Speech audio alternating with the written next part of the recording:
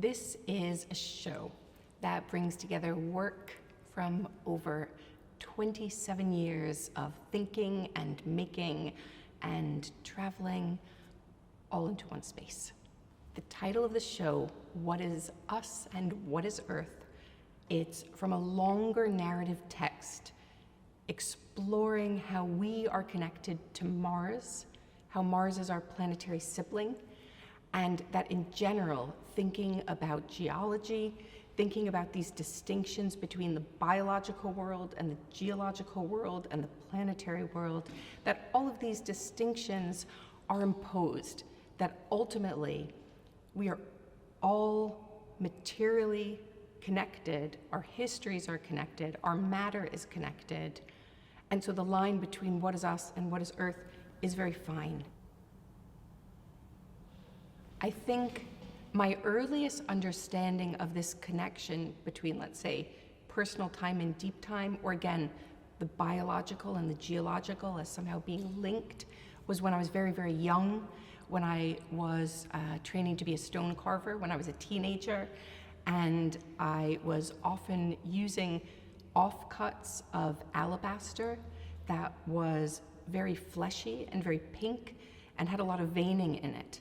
And I remember even at that, young age, having this kind of moment of recognition, because if you held the alabaster up to the light or in front of a window, it would glow pink in the same way that when you stand in the sun, your ears glow pink. And I thought, oh, the veins in stone are the same as the veins in us, which we might, again, think in certain ways as what is us and what is Earth. So this is somehow a question that I've been exploring for my whole life, even though the ways of trying to articulate that relationship have changed and deepened and evolved in many different ways. I like the idea of being very present in a place. The role of photography, we could say, allows these sort of moments of focus that you have to wait often. Just stand and wait and look. Wait for the light to change. Wait for an event or a volcano to do what it's going to do. And that, on your roll of film, there's only 16 chances to think about, is now the moment that I want to try to record this kind of imprint of one moment. So I think there's also something about a bodily relationship in relation to especially analog photography that, it's very of the world. It's a corporeal relationship and a corporeal awareness that feels very apt for trying to be present in the world in this way. When I'm working in all of these different, very geologically active sites around the world, I don't predetermine in advance what I want to make. In a piece like We Form Geology, one of the things that is incredible about the site where that formed, which is in the geothermal power plant that feeds the Blue Lagoon in Iceland, and what grows surrounding that stream are the most intricate, beautiful, almost look woven, new silica mineral deposits. So I thought whatever I make in this place has to support that growth. But in the caves in France, that's a different kind of growth process. So it has different demands in terms of how to, in effect, celebrate the specifics of what happens there. So that guides certain things, but what it is and what it's going to be, I never know that, and I never want to know. The cave casts look like normal stone sculpture. But in fact, they weren't carved at all. They were grown in a very unique place called the Fontaine Petrifiante de Saint-Nectaire, which are a series of caves in the middle of the Auvergne, so in a volcanic area.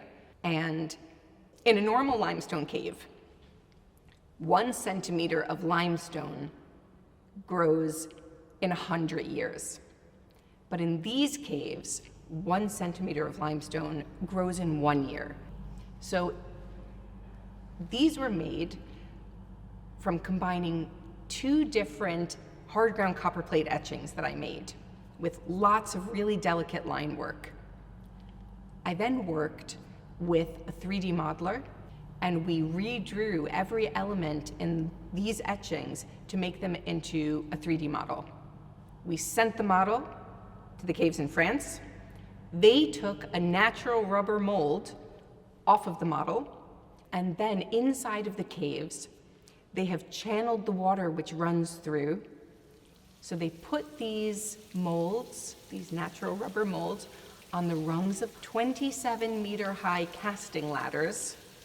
The water travels over and starts to leave all the calcium carbonate that it can't hold anymore. This goes on until the deposit grows fully in the cave casts for 9 months. And then at the end of those 9 months, I came over. We took all of the objects off the ladder, clipped the edges, put them into a pot of boiling water so that the natural rubber begins to soften. You peel it off, and you have a perfect cast of whatever was in the mold on one side.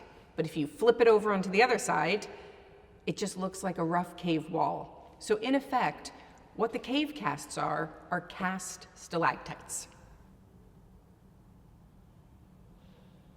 Eldfell is an Icelandic volcano located off the southern coast of Iceland on an island called Heimaey.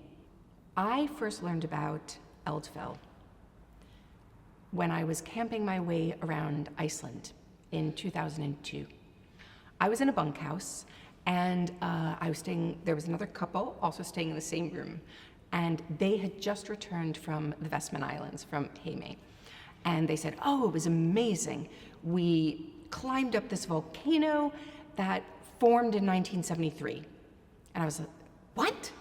That's amazing.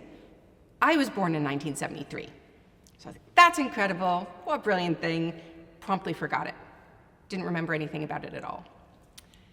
And then in 2003, my father was very, very sick.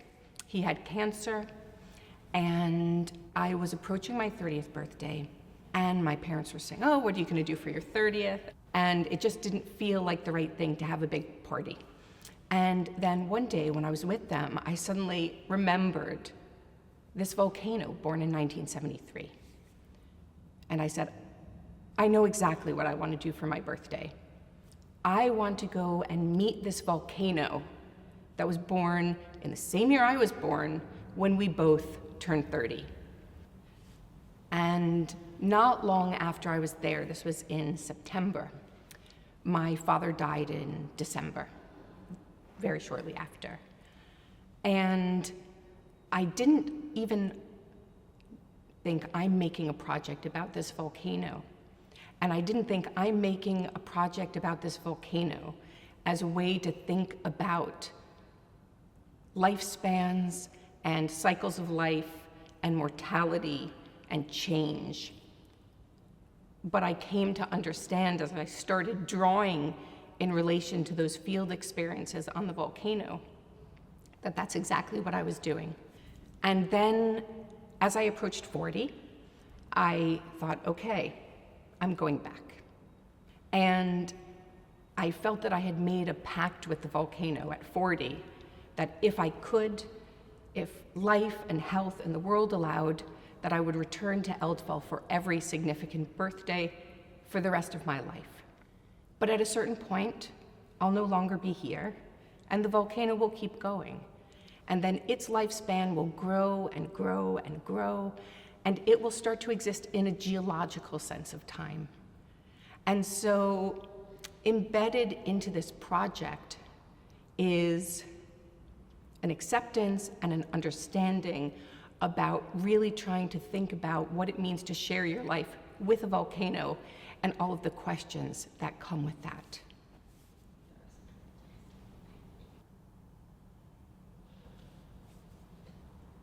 A rock cycle is the story of how rock changes from one kind of rock to another through geological time.